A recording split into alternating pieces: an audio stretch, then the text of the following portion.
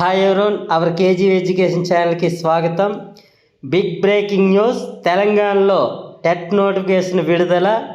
అదే సందర్భంలో మరో శుభవార్త, ఏపీలో కూడా టెట్కి రంగం సిద్ధమవుతుందని విశ్వసనీయ సమాచారం. ఏదేమైనప్పటికీ ఇలాంటి విషయాలన్నీ తెలుసుకోవడానికి ముందు మన ఛానల్ ఇంతవరకు ఎవరైతే సబ్స్క్రైబ్ చేయలేదో వెంటనే సబ్స్క్రైబ్ చేయండి, ఈ వీడియో లైక్ చేయండి. అలాగే మీకు టెట్ కావాలా వద్దనేది ఈ వీడియో కింద కామెంట్ చేయడం మర్చిపోవద్దు.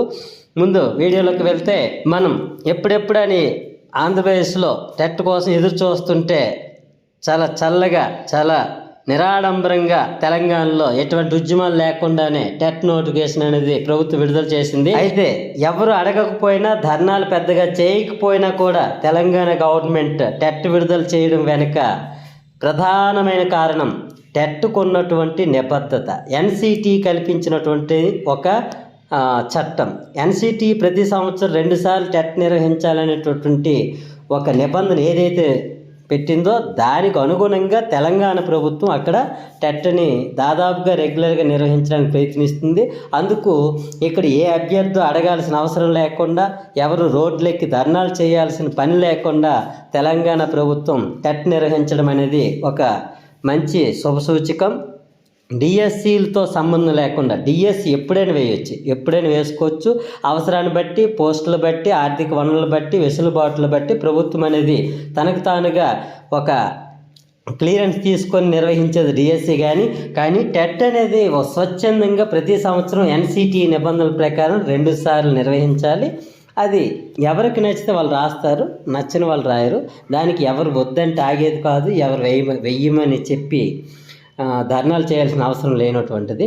కాకపోతే ప్రభుత్వాలు ఏ కారణాల చేతో కానీ దాన్ని రెగ్యులర్గా నిర్వహించే పరిస్థితి ఆంధ్రప్రదేశ్లో జరగలేదు.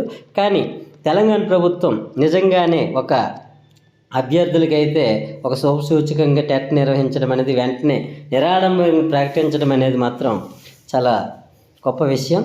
ఏదేమైనప్పటికీ దీనిలోంచి మనకు అర్థమయ్యేది ఏంటంటే, ఆంధ్రప్రదేశ్లో కూడా టెట్కి రంగం సిద్ధమవుతుంది, ఖచ్చితంగా వేస్తారు.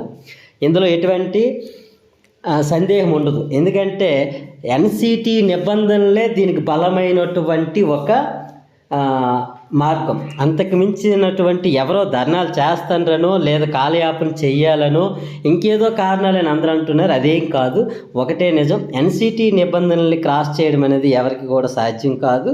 ప్రస్తుతానికైతే తప్పనిసరిగా ప్రతి సంవత్సరం 2 సార్లు నిర్వహించాలి కనుక అందులో భాగంగా జనవరిలో నిర్వహించాలి. ఇప్పటికీ ఆలస్యమైంది కనుక ఆంధ్రప్రదేశ్లో కూడా టెట్ రావడానికి అన్ని రకాలుగా అవకాశాలు పుష్కలంగా ఉన్నాయి.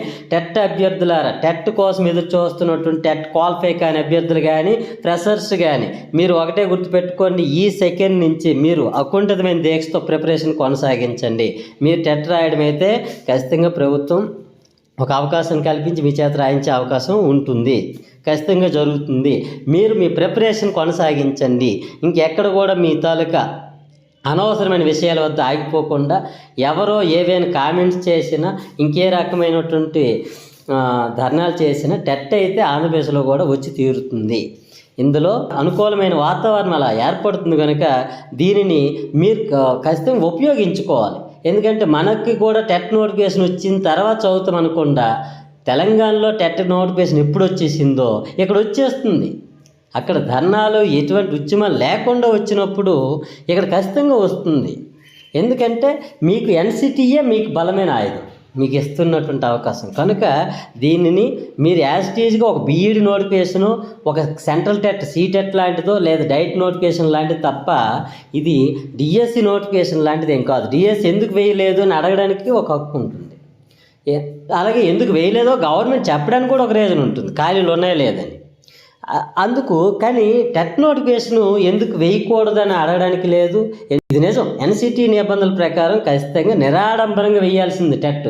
అసలు టెట్ అనే పదానికి ఆంధ్రప్రదేశ్లో ఇంత ప్రాధాన్యత అందరూ ఇచ్చేస్తున్నారు. కానీ టెట్ అనేది చాలా సింపుల్గా విడుదలైపోవాలి, నచ్చిన వాళ్ళు రాయాలి. అంటే చివరికి ఒకసారి టెట్ నిర్వహించినప్పుడు 100 మంది రాసిన స్టేట్ మొత్తం మీద అది నిర్వహించక తప్పదు. ఎందుకంటే బీఈడి కానీ, డైట్ ఎంట్రన్స్లు కానీ ఇప్పుడు రాస్తున్న వాళ్ళ సంఖ్య 5-10 వేల మందికి పడి. అలాగే టెట్ అనేది కూడా క్వాలిఫైడ్ అయ్యి అందరికీ 130+, 140+ వచ్చిన వాళ్ళు పెరుగుతూ వెళ్తే టెట్ రాసే వాళ్ళ సంఖ్య కూడా తగ్గిపోవచ్చు. కానీ అప్పుడు కూడా ప్రభుత్వం అనేది ఎన్సిటి నిబంధనల ప్రకారం టెట్ నిర్వహించాలి. ఇదే నిజం. అందుకు ఆంధ్రప్రదేశ్లోనైనా తెలంగాణలోనైనా టెట్ రావడానికి ధర్నాలు కారణం కాదు, ధర్నాలు చేస్తే వచ్చేది కాదు. టెట్ అనేది ఎన్సిటి నిబంధనల ప్రకారం ప్రకృతి సిద్ధంగా నిరాడంబరంగా రావాల్సిందే. కాబట్టి ఆంధ్రప్రదేశ్ ప్రభుత్వం అనేది లక్షలాది మంది అభ్యర్థుల యొక్క కోరిక మేరకు మీకు మెగా డిఎస్సీల అవకాశం ఇచ్చే విధంగానే ప్లాన్ చేస్తుంది.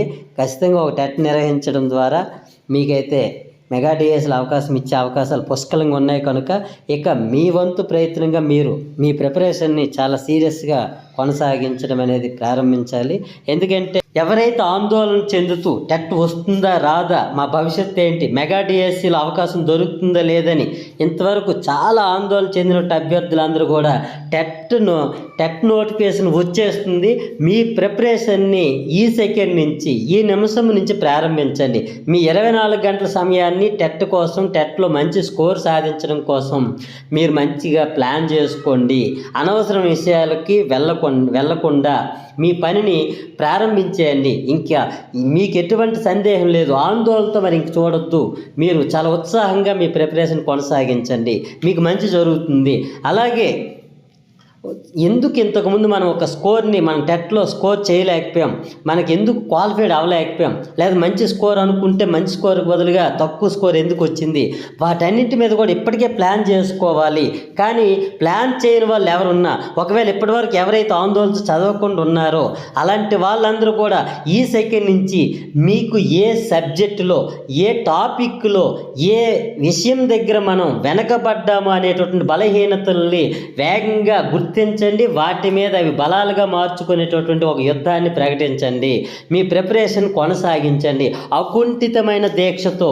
నాకు తెలిసి 24 గంటలలో ఏ పని చేసినది టెట్ కోసం, టెట్లో క్వాలిఫైడ్ అవ్వడం కోసం, అదే సమయంలో మంచి స్కోర్ సాధించడం కోసం అనే విధంగా, అంటే తింటే టెట్ కోసం, పడుకుంటే టెట్ కోసం, మనం ఏం చేసినా, ఒకరితో మాట్లాడినా దానికి టెట్కి సంబంధించిన విషయంనే మాట్లాడాలి. అలాగే ఒక పేపర్ చదివినా అది టెట్ కోసమే చదవాలి. ఆ విధంగా మనం ఒక సెల్ చూసిన టెట్కి సంబంధించిన ఒక పేపర్ డిస్కషన్ కోసమో, ఏదైనా ఆన్లైన్ క్లాస్ వినడం కోసమో, ఈ విధంగా మీకు సమయం మొత్తం మీరు చేసే ప్రతి పని కూడా టెట్ కోసం అనే విధంగా మీరు చేయండి. ఎందుకంటే ఆల్రెడీ టెట్ క్వాలిఫై కాకపోవడం వల్ల ఒక మెగా డిఎస్సి మిస్ అవుతున్నప్పుడు మేమేమైపోతాం అనేటటువంటి ఒక భయం అనేది ఈ మధ్యనంతా మీకు వచ్చింది చూడండి. ఆ భయాన్ని పోగొట్టుకోవాలి. మీకు ఒక అవకాశం వచ్చింది కనుక దాన్ని నిలబెట్టుకోవాలి, మీ కళలను సాకారం చేసుకోవాలి. ఆ విధంగా మీ ప్రిపరేషన్ ముందుకు వెళ్ళాలి అంటే మీరు నిజంగానే కఠినమైన దీక్షను తీసుకొని మీ సమయం మొత్తం టెట్లో మంచి స్కోర్ సాధించడం కోసం అంటూ ప్రిపరేషన్ కొనసాగించండి. నిజంగా మీ కష్టానికి తగిన అవకాశం, ఫలితం అన్నీ కూడా మీకు అందుబాటులోకి వస్తాయి. అలాగే ఎవరైతే ఎన్నోసార్లు మన ఛానల్లో వీడియోస్ కింద అదే సమయంలో పర్సనల్ నెంబర్కి అనేక మెసేజ్లు పెడుతూ టెట్ వస్తుందా లేదా సార్, మా పరిస్థితి ఏంటంటూ ఎంతోమంది ఆందోళనతో చాలాసార్లు ఫోన్ చేసి మెసేజ్ చేసి ఆందోళన చెందారు కదా. మీరందరూ కూడా ఇంతవరకు చెందిన ఆందోళన అనేది పక్కన పెట్టి ఇక ముందు ఉత్సాహంగా మీ ప్రిపరేషన్ కొనసాగించండి. అధికారికంగా ప్రకటన అనేది వచ్చే వరకు వెయిట్ చేయొద్దు. అది వచ్చిన తర్వాత చదువుతామని కూడా బద్దకించొద్దు. ముందే ఇక్కడి నుంచే చదవండి. ఎందుకంటే తప్పనిసరిగా మీకు అవకాశం వస్తుంది. మీరు మీ కళను నెరవేర్చుకునే అవకాశం ఖచ్చితంగా ఒక అవకాశం అనేది కల్పిస్తారు కనుక మీరు మీ ప్రిపరేషన్ అకుంఠితమైన దీక్షతో కొనసాగించండి. అలాగే ఈ వీడియో అనేది మీకు నచ్చినట్లయితే లైక్ చేయండి, అందరికీ షేర్ చేయండి. అదే సమయంలో మన ఛానల్ సబ్స్క్రైబ్ చేయండి. అలాగే మీకు ఏ సిలబస్కి సంబంధించిన విషయాలైనా, దేనికి సంబంధించిన విషయాలైనా డౌట్స్ ఉన్నా, దానికి సంబంధించిన ఏదైనా విషయం ఉన్నా కామెంట్ రూపంలో తెలియజేయండి. ఏదేమైనా మీ ప్రిపరేషన్ కొనసాగిస్తూ ఈ వీడియోని అందరికి షేర్ చేస్తూ అందరికీ మన ఛానల్ సబ్స్క్రైబ్ చేసి పక్కన ఉన్న బెల్ ఐకాన్ని క్లిక్ చేసి అన్ని నోటిఫికేషన్స్ పొంది మీ కళలను మీరు సాధించే విధంగా, సాకారం చేసుకునే విధంగా ముందుకు వెళ్ళాలని మన కేజీవి ఎడ్యుకేషన్ ఛానల్ ద్వారా అందరికీ విషెస్ తెలియజేస్తూ ఓకే, థ్యాంక్ యూ.